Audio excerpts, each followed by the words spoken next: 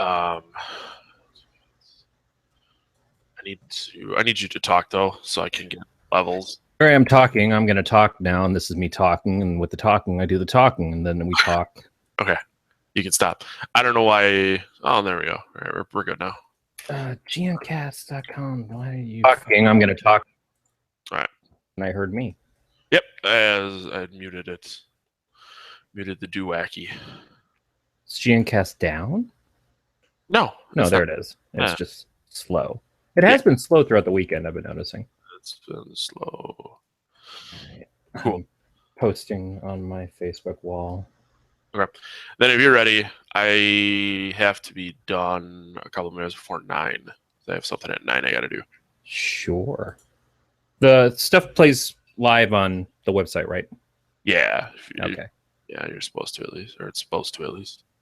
Yeah, I'll buy that. I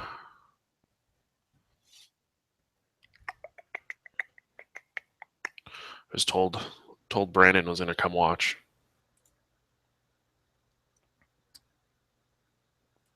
Is that a dirty thing? No, not at all.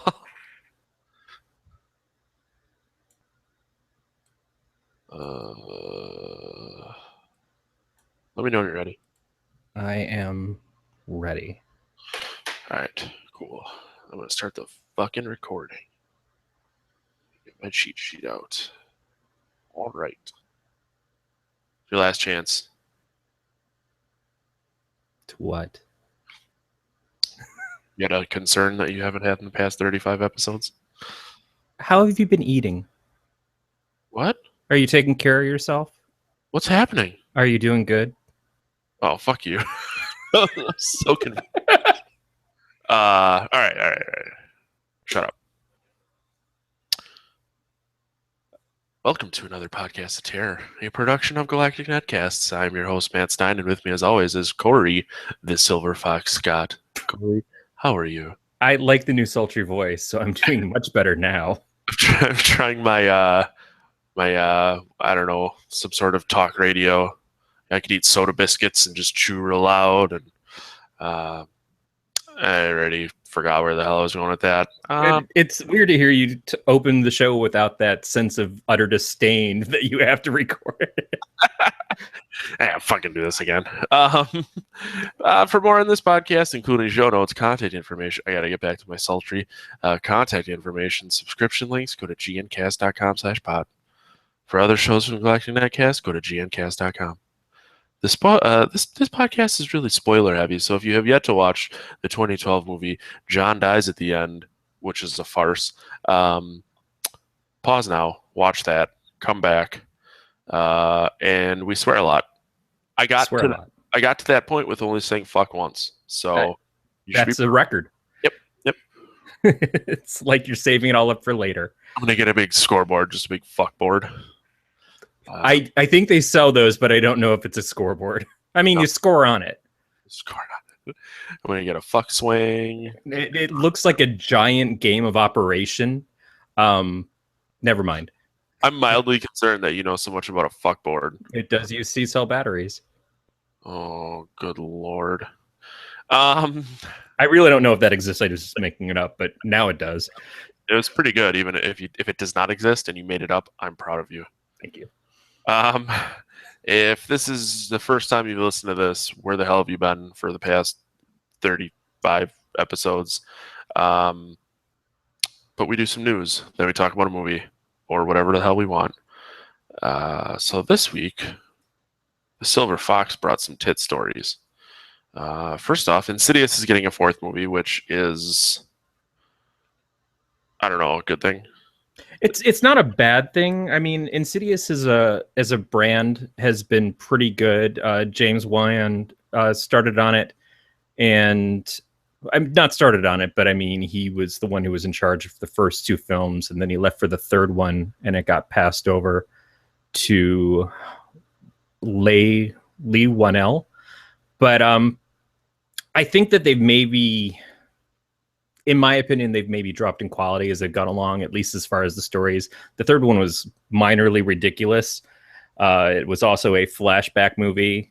because they killed off the character that they found most interesting. Yeah. At the end of the first one, we're like, well, we snuck her back for the second one, but we got to do something else for this one. So we'll see how they do on this. But they're still fun. There's still something to them that I enjoy as ghost stories, and we'll see what they can do. I mean, I thought the first one was really good. The second one was moderately acceptable as an extension to the first one, and the third one was just complete garbage. It was a mess, but it had Dermot Mulroney in it. No, that's true, and I guess I didn't expect a lot from it, so I'm not sure why I was like so pissed off. But I just remember being completely unentertained, and then I saw this, and I was like, "Oh, cool! There's gonna be another one." And then I remembered how much the third one sucked, and I guess. Yeah. It's. I mean, a lot of the people from it went on to the Conjuring films, which are also like they've already had 2 or 3 come out. So that's kind of amazing that they've done as well as they have in a time of horror movies are still kind of not quite back yet. I think that every once in a while we'll see a little surge, but then they drop off. And these films have done pretty good. But also, Wan co-created the Saw films, and they had umpteen numbers of movies over time. So, yeah, but how many was he involved in? I don't know. Well, that's the question too. But to launch it, he launched this and then he left. So he knows how to set up something for later filming. Yeah. Well, he said he did the first 2, right? He did 1 and Yeah. He just 1 and 2. I feel like if 3 never existed, 1 and 2 would still be good movies. You Right. know, they worked well together. 3 does not need to exist. So It's like The Dark Knight Rises. yeah. So essentially, what happened was the third one. They probably just like pulled at straws and like made some shit up to get a third movie out of it, and it was potentially never intended to be a third one. I don't know. Maybe. And I think he got the story done of what he wanted from the first 2, and then he handed it off, and then it was up to the next round of people to continue on with it if they were going to at all. Yeah. And for being what is essentially a riff on Poltergeist, they're not terrible. We also I was on the 24-hour marathon for Wolf King Studios over the weekend, and I did a review with them for The Pact. And The Pact came out about 2 years after the first Insidious and follows a lot of the same ideas and tropes for about the first half of the movie. It's another riff on Poltergeist, it seems like. And then it changes completely. Not necessarily for the better, but it is at least somewhat original in what it did. So I think we're seeing these things keep coming up. And we just had the Poltergeist remake recently. And I'm sure they're going to try to buttfuck a sequel into that one. I don't know. It's just how long are we going to keep getting this? Here's somebody's house where a kid disappears, and now here comes some random psychic person that they managed to find without using Craigslist ever, and we just keep going. It's funny. I'm not sure if they're making another Poltergeist, but yeah, I had like 3 thoughts while you were saying that, and then I Brandon called us dicks. That's what Brandon does. Yeah, I know. So I lost. He made me lose my train of thought, my dick of thought. Well, you can only think with one at a time. I know. I only get one. I lose all the blood in my brain when it goes directly to my boner. And then it leaks out a hemorrhoid. Yep. Stinky, painful little balloon. So yeah, there's going to be a 4th Insidious. Moving on. Unless you have something else you want to say. No. Speaking of stinky, painful little balloons, Stephen King's The Mist is getting a series order from Spike TV. That was all. That could apply to any of those things. That's very true. I did not really care for the movie that came out not that long ago, so I'm curious what they do with this TV show. Yeah, The Mist, a lot of people really liked it, and I felt more, and I think we even discussed this, I felt more disturbed by the ending from it. A lot of the movie was just kind of... I don't even remember the ending, to be honest. Oh, the ending was horrific because it's Thomas Jane sitting in the car with the main female lead and the old couple and his kid, and all the adults decide we should just kill ourselves instead of being destroyed by these creatures. And there's only 4 bullets in the gun, so his son wakes up just as his dad has a gun to his head and shoots him. And then he shoots the other 3 people in the car, and then he gets out of the car, and the military's there, and they've found a way to defeat the creatures. Yeah. Irony. I guess. The irony is that up until that point, Thomas Jane still had a career that was doing pretty well.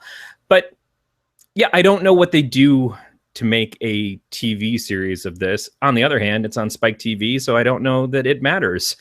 It's going to be like, I can't think of anything on Spike TV that I watch other than my wife used to watch 1,000 Ways to Die all the time. And that was a shit show. I watch Bar Rescue, which is not a real TV show, but that's the thing. I don't know what Spike ever did. They show a lot of reruns of Fear Factor now. Yeah, they seem to have picked up some of the slack when G4 went away. They started taking over some of those kind of properties, or maybe G4 was turning into Spike TV. Maybe it was reversed. Spike does now Cops. They do all the Cops episodes. Oh, God. Jesus. Hey, you take that back. I love Cops. Oh, Buddha. My goodness. Jade Green Giant? I don't know. What? How do you take back using the Lord's name in vain? Oh, I meant take back you getting sad about Cops.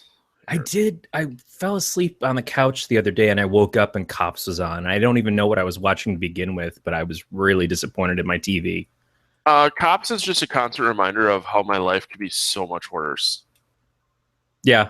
So and where you're from, it's probably your neighbors and peers. Wow. It says the guy from Michigan, so I have no stones. Yeah, but you moved to sunny California. Yeah, I moved to sunny California so I can be homesick for Michigan. Which is fucked, I'm sure. Easily. Yeah. So, it's going to be a TV show. Fucking whatever. Some of the things that Stephen King has done seem like they would be so much better for a TV, especially a genre TV show. Between Firestarter and Carrie, and maybe even The Shining, doing series based off of those makes a degree of sense. The Mist sounds like at most they can hope for a Walking Dead kind of feel of survivors in a world where these creatures exist. But it seems like they're constantly going to have to be trapped somewhere, and I don't know how well that's going to work for an ongoing. Although it's 10 episodes, and if it's 10 episodes and they renew it, which sometimes they shouldn't. Sometimes the show should just be one season. I'm looking at you under the dome. I never watched it. Oh, don't. All right, don't do that to yourself or others. Well, I was generally a firm believer in genital mutilation, and now you're telling me not to, so I'm a little conflicted. Yeah, conflicting genitals. What? I said, let's move on to the movie. Fair enough. I'll let you start this. Since All right. This was your pick. This was my pick. I was trying to go for something that was completely different from where we were last week with Gary Yap's choice of entrance. And this was about as far away from that as I could get. So this is John Dies at the End. It originally started as some short story work that was being written by David Wong on his website before he became the editor of Cracked.com. He had his own site that got assimilated into Cracked, and so he took over there, but he would publish stories, I think like on Halloween and stuff. He would do parts and build off of audience interaction. So it's sort of similar to Andy Weir's doing the Martian on his website before he published the book. So Wong wrote the book. The book got read by the director, and he's like, oh, we should totally make this into a movie. This would be awesome. Paul Giamatti was one of the producers on it. And I really kind of want to read the book because all I hear is that there were things that were in the book that couldn't make it in the movie. Obviously, they had a limited budget and they had only so much time that they could do it in. but it's just so off the fucking rails. It is incredible to me. Are you done? No, but go ahead. No, you keep going. No, I'm not done. I'm willing to discuss it. Yeah, you're giving such a better, like, more in-depth intro into this movie than I ever would have. So I feel like you just got yourself a new job. But so I watched this movie yesterday morning. We're recording Sunday, almost like always. I watched it, and then I had band practice yesterday, which is why I couldn't do the podcast at Terror for the 24-hour marathon. I really fucking like this movie. Like, I was hoping. Really like this movie, and we were sitting around after practice talking and drinking beer, which I'm sure is a big shocker. But I can't remember the specific what we were talking about, but I just what came to mind was the scene where what's his name? Not John. The only guy I can think of is John. David, because he's named after the writer of the book. Yes, that's you're so fucking smart. So David is talking to the Jamaican guy, and he's giving him the soy sauce for the first time, kind of. But he's talking about the dream that David had, and he's like, this dream or whatever, and at the end there was like a bomb blew up or something, right? Right. And how does your brain know that there's going to be light or thunder right at the time to match up with your dream when the explosion happens? Yeah, that fucking blew my mind. And it was at that point that I'm like, I'm really going to like this movie. Yeah. Just because it forces you to kind of think that, like, there's more happening than you can really comprehend.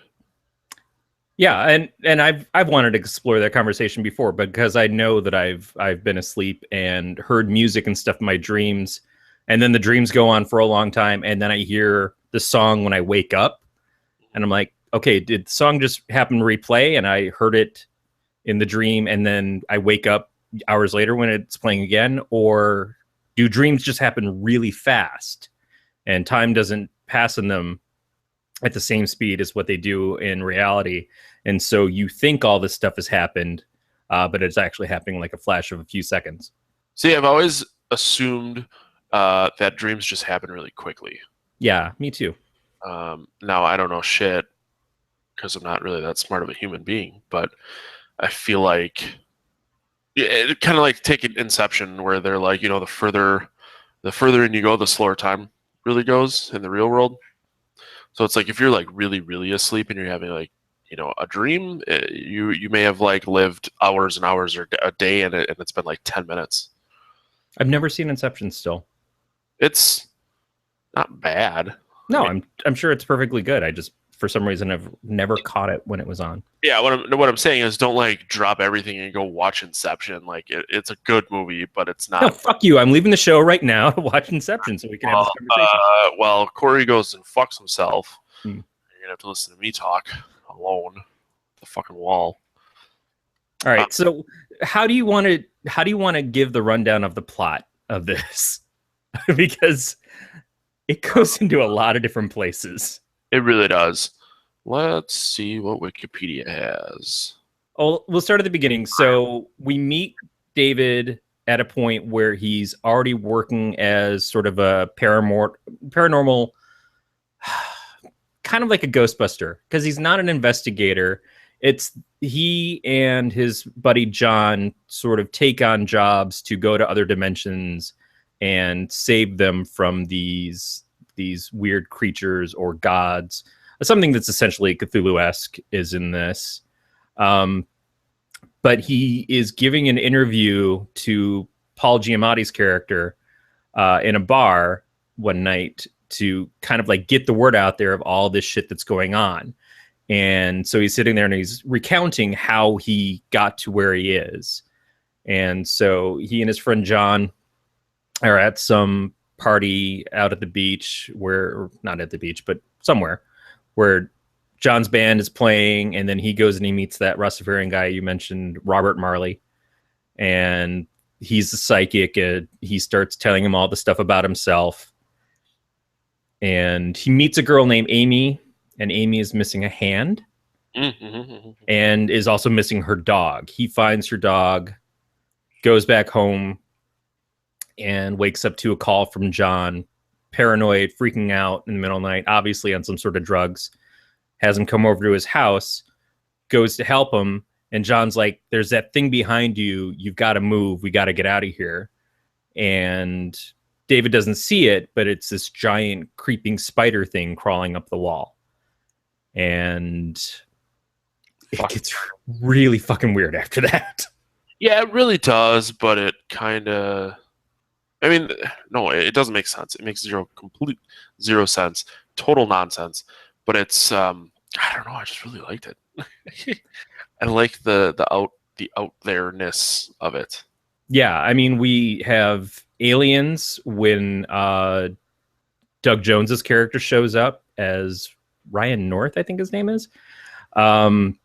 We have these weird little creatures that seem to be bug-based, that are kind of flitting around. The stuff that they take that gives David and John the psychic abilities is they wind up calling soy sauce. It's this black liquid, but when you look at it closely, it has little hairs and it starts moving around. And at one point, it turns into two flies. These pills of it turn into flies and like fly at David to have him consume them. And one goes into his mouth and he swallows it, and the other one drills itself into his cheek. Mm-hmm. That was fucking weird. We have people that are there that aren't there, but can still physically attack. We have people who look like different things to different people. We have some dimensional hopping. We have Clancy Brown as the badass, super successful psychic guy who is more powerful than everybody and winds up working with these guys at the end and hiring them later on to be sort of his lackeys. We have a dog driving a van. Oh, God, that dog was my favorite part. That dog was great. Barkley. Yep. And we have Amy's ghost hand, which I thought was actually a really cool use of the character. Yes. Just in general, there was so much stuff in this. It's not easy to just kind of say it's a movie about this. It's a movie about stuff that you wouldn't think of. A friend of mine, Ross Lockhart, does publishing and some writing, but he does a lot of bizarro fiction, which is not a genre that I've read, but I keep wanting to get into it, and I hear stuff about it more and more, and I read a cool article about some books to kind of dip your toe into it. This seems like it's a pretty good example of bizarro fiction because it just keeps taking things to another level every time you turn a page. Yeah. I'm not familiar with bizarro fiction, but like, how many have you? I assume you've seen this movie multiple times. This is my second. Oh, okay. Well, you have a pretty good understanding of it then. I feel like I need to go back and watch it at least 2 more times to like even understand what's going on. Yeah, and I want to read the book, and apparently the book has a sequel called "This Book Is Made of Spiders." Yes. Or "This Book is Full of Spiders." It's actually called "This Book Is Full of Spiders. Seriously, dude, don't touch it." Yeah. So and that's been on my list of something to read when I get to it for quite a while. So I really love the entire thing. I love the ideas. I love the acting. None of these actors, the two leads, were really from much before that. And I don't even know that the guy who plays David has done a ton of stuff since then. But we get some really great people as part of it. We get Paul Giamatti and Clancy Brown and Doug Jones are all in this. And they're great character actors. And I think elevate it in a way that it probably wouldn't have been as noticed without them. As soon as we were watching this, my wife and I, the first time, and I see him sitting there across from Paul Giamatti, I was like, holy shit. I was not expecting that at all. I was not expecting his caliber of celebrity to be in this. Paul Giamatti was in it, though, when you first saw it? I don't think I did. I've seen the trailer since then, and I recognize a scene from it, and I'm like, oh, wow, yeah, okay. I guess they didn't hide the fact. I just didn't know going in. Yeah. Yeah, I mean, he plays like a minor character. Right. That makes sense. But um, In a lot of ways, he's like the Christian Slater character in Interview with a Vampire. oh, not Ghost. Oh, that was a Christian Slater. But he's sort of he's there for the whole time, and it's a conversation between him and the main character, but he's not part of the story. You know, it happens around. It's like the window dressing to the rest of the story, but then at the end we get kind of a payoff for it. Yeah, but at the end, I mean, at the end of the movie, he kind of adds to the story where Right. You know, they find out that he's apparently been a black guy the whole time. Yes. They explain like, you know, this is just what I thought you would look like. So when you showed up, this is what you look like to me. But you've been dead for a number of days. Yeah, it was interesting, and then the whole like cross-dimensional thing. The movie was set up for a sequel, and I haven't found anything that they're making a book full of spiders, or this book is made of spiders, into a movie, which is kind of a bummer. Yeah, absolutely. I mean, this was 2012, so I mean, it's been 4 years now since this came out, and I don't remember it being like majorly successful or anything. It had a low budget, so it didn't have to do a lot. But at the time that it came out in the theaters, they also released it for pay-per-view on Comcast, and so that's why we watched it. Is I don't even think we had a theater that was playing it locally, but the idea of just going to be able to turn it on and watch it from home, it was perfect for us. It was like seeing a new movie without having to get out of the fucking couch area. Were you familiar with the book prior to the movie? No, it was one of those things. I heard the name and I heard a couple of interesting things about it, just like it was really weird. And I figured my wife really likes horror movies. We'll give this a shot. Yeah. I mean, so the box office, it made 141 million, and their budget was less than 1 million. Yeah. So that's pretty terrific. I don't think you can complain about that. And again, if you want to get these people back together, I would pay to go see this. I would pay to go see the sequel to this, or if this showed up in my theater, I'd probably pay to go see it just to support it because it's so goddamn good. Yeah, I would definitely go see a sequel in the theater. I would pay my $27 because I got to pay for the wife. Son of a bitch. How many seats are you guys taking up? What the hell is that? $27? Well, the Ultra Screen is like 13 a seat. I think that might be 3D, or it's $12. Whatever. Fuck you. Gotta get a bottle of water that's $4.50.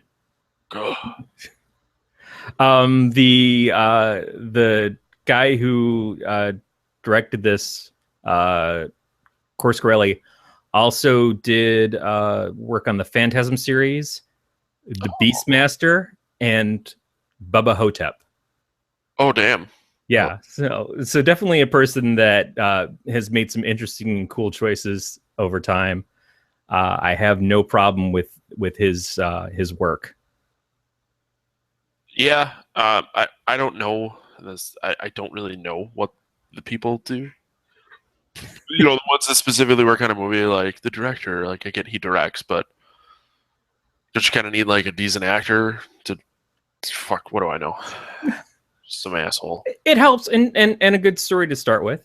But that's the thing, is he read the book and he optioned the film based off of it. He thought this would be an amazing movie. So, and it took a few years. It was in 2007 that he got the rights to it.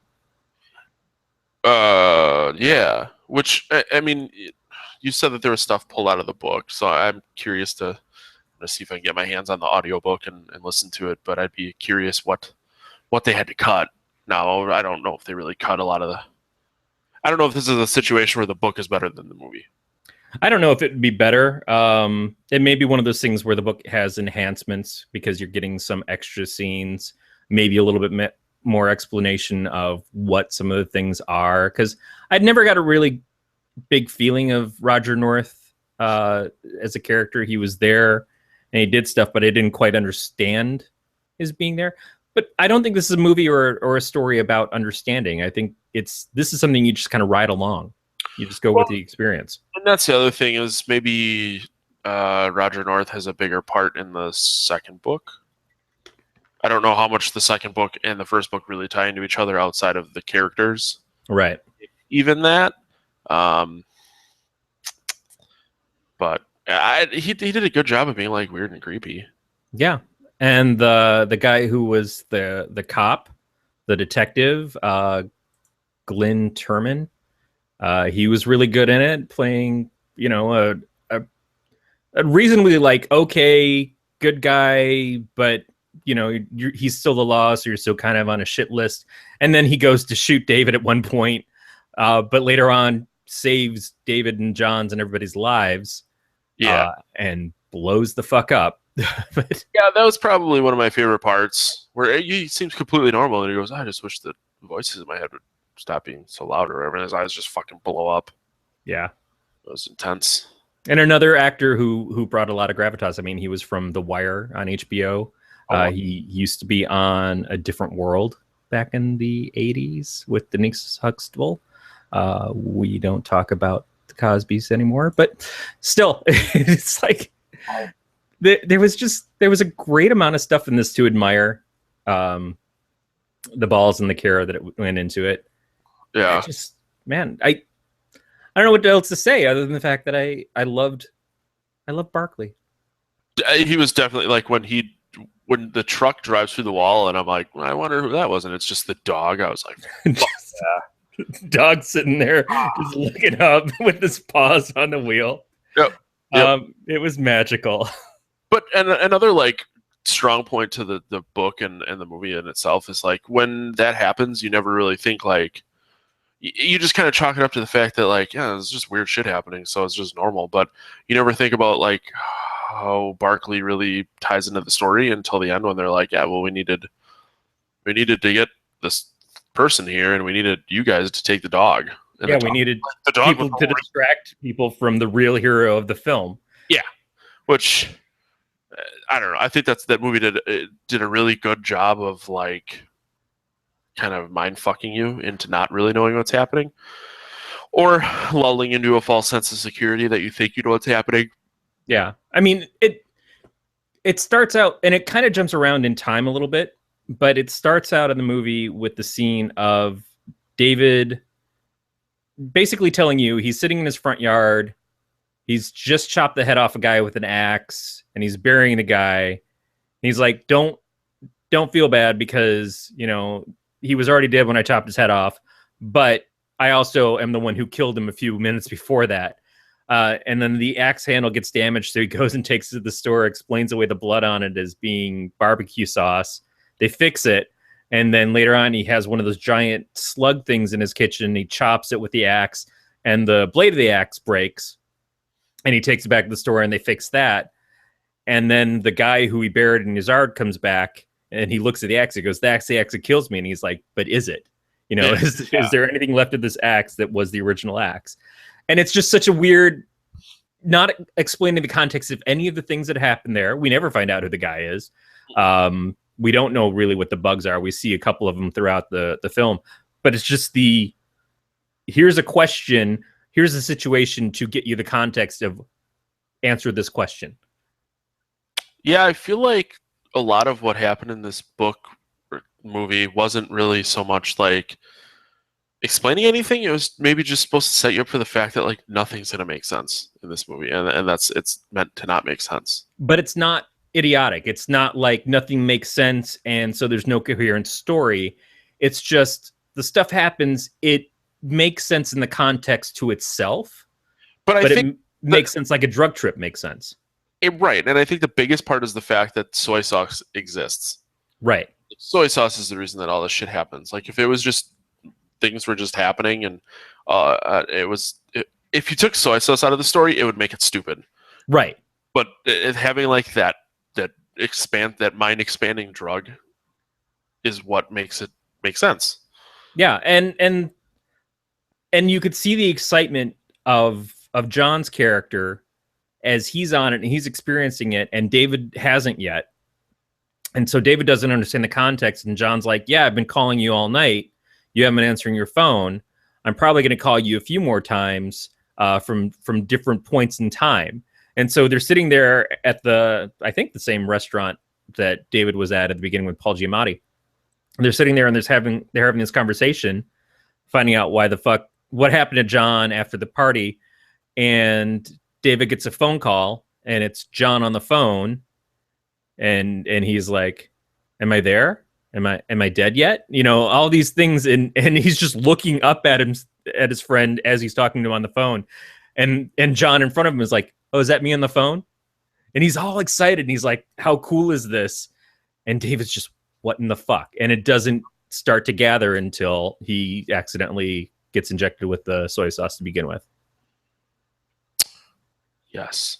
So you get that sense of there's somebody there who's experiencing this, who's as weirded out as I am, but then you get to see them transform into the person who gets it right at the time that you start to get it. Yeah, which is kind of cool. I guess I've never been in a situation like that, but I can imagine it's reassuring.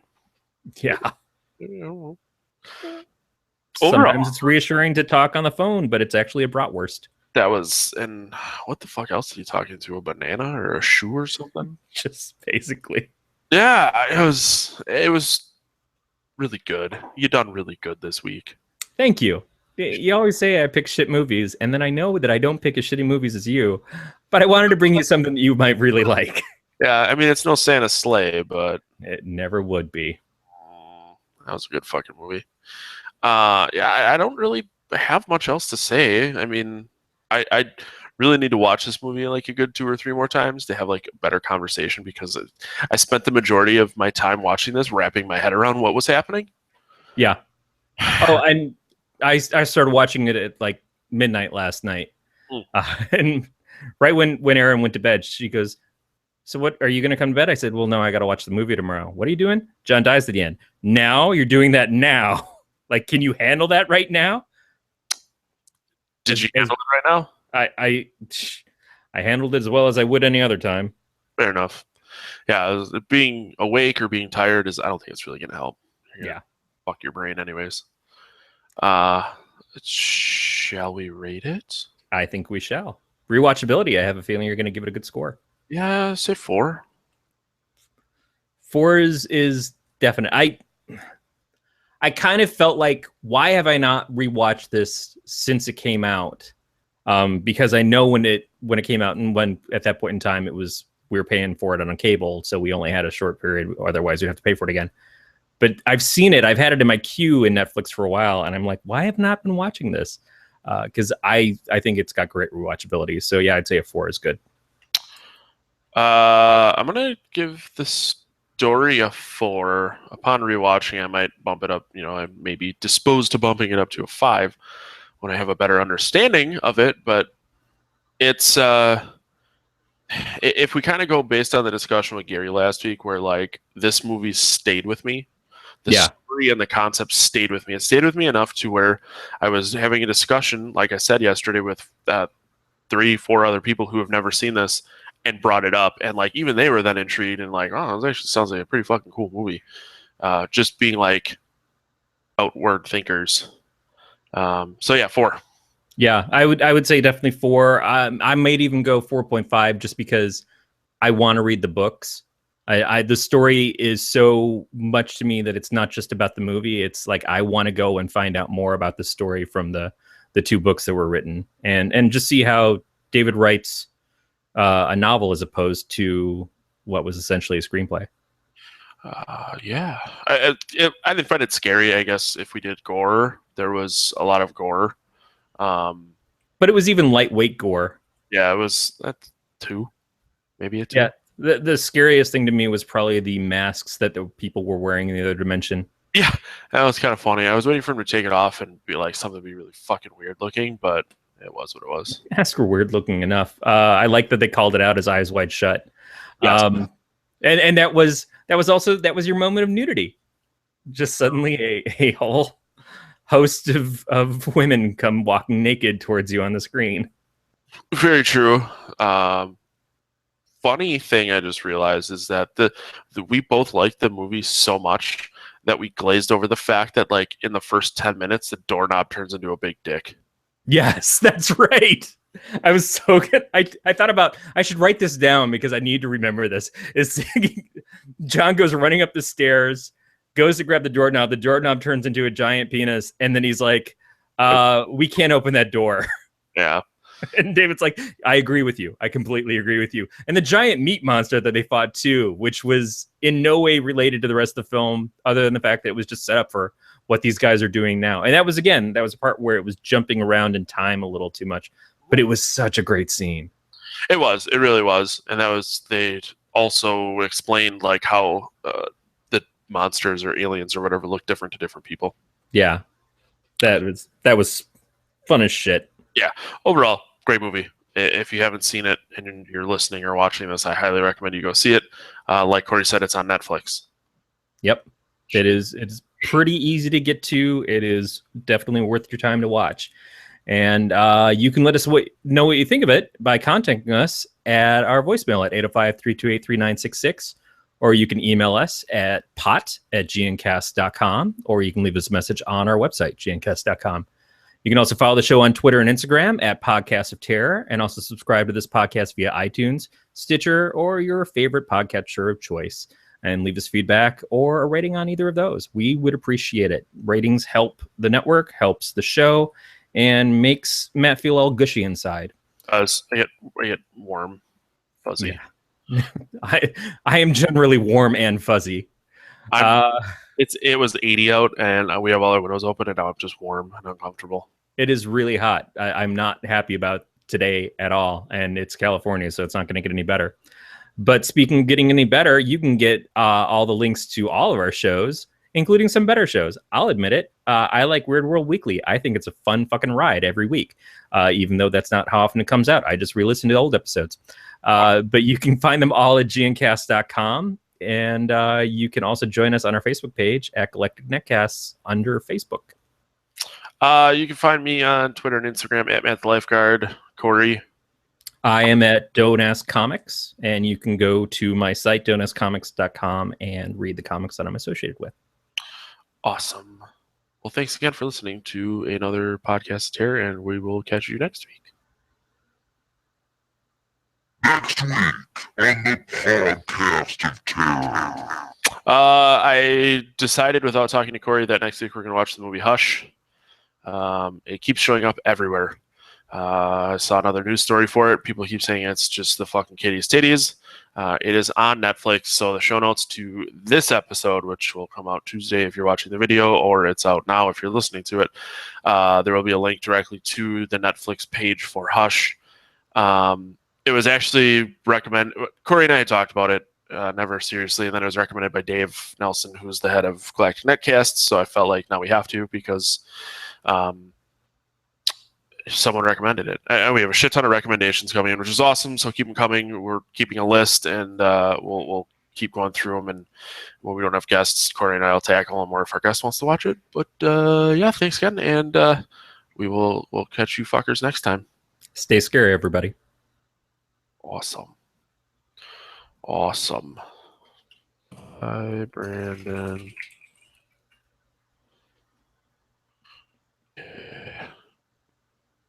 Yeah, I hope you didn't mind that I was just like, hey, we're gonna watch this movie. No, not at all. I've recommended Hush too.